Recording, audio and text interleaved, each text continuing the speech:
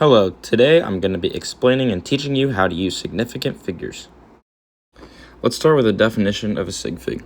A SigFig is each of the digits of a number that are used to express it to the required degree of accuracy, starting from the non-zero digit. Let's start it off simply.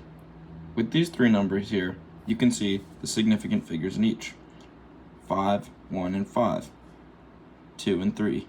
8, 7, 2, 9, and 9. Notice how none of these are zeros, and there's no decimals. So you can just count the numbers and determine the number of significant figures. For example, this number here has 3 significant figures, this number here has 2 significant figures, and this number here has 5. We just went over the basic numbers with SigFigs. In this video, we're going to go over trailing zeros. So, if there's a 0 after a number with no decimal point, such as these 4, you will only count the actual whole number, not the 0. But in numbers like this, you will count this 0 right here. Alright, for example, this one has 1 SigFig, this one has 2 SigFigs, this one also has 1 SigFig because we don't count these 3 trailing zeros. This one actually has 3 SigFigs because we have to count this 0 because it's in the middle of 2 whole numbers, but not this 0 because it's a trailing 0 after this whole number. Now we'll go over leading zeros. Like trailing zeros, leading zeros don't count towards the SigFig count. These usually apply with decimals and not whole numbers because you usually won't see a 0 before a whole number.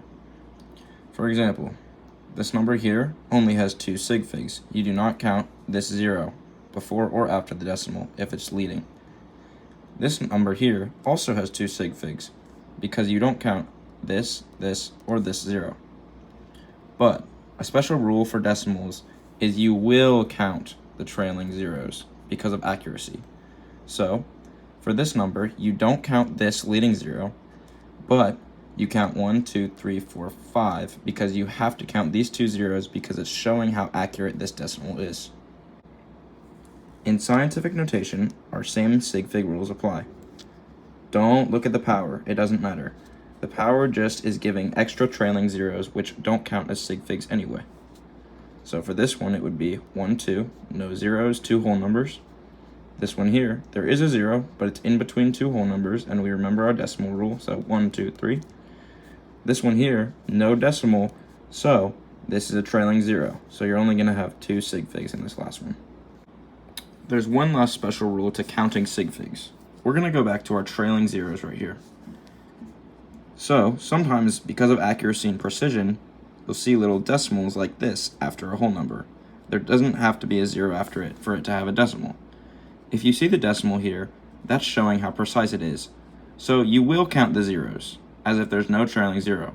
So this would have 2 SigFigs, this would have 3, this would have 4, and this would have 4. So there are certain rules for addition, subtraction, multiplication, and division with significant figures.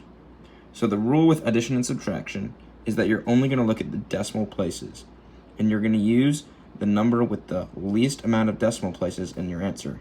So see here, this number has 1, 2, 3 decimal places. This number has 2 decimal places. So our answer is only going to have 2 decimal places. And this answer has 4 significant figures.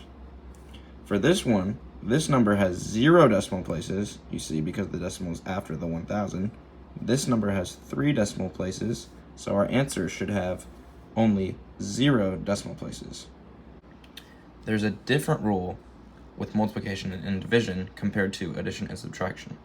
The rule is that your answer should have the same number of SigFigs as the number with the least SigFigs in the problem. So you need to count your SigFigs of both numbers. This number here has 4, because we do count the 0, remember.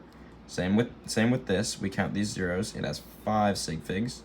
So this is the actual answer of this problem, but because we're counting SigFig here, we only have 4 SigFigs in our answer. And we just add these extra zeros because if we didn't add these extra zeros, the answer would be 1054 compared to this million number.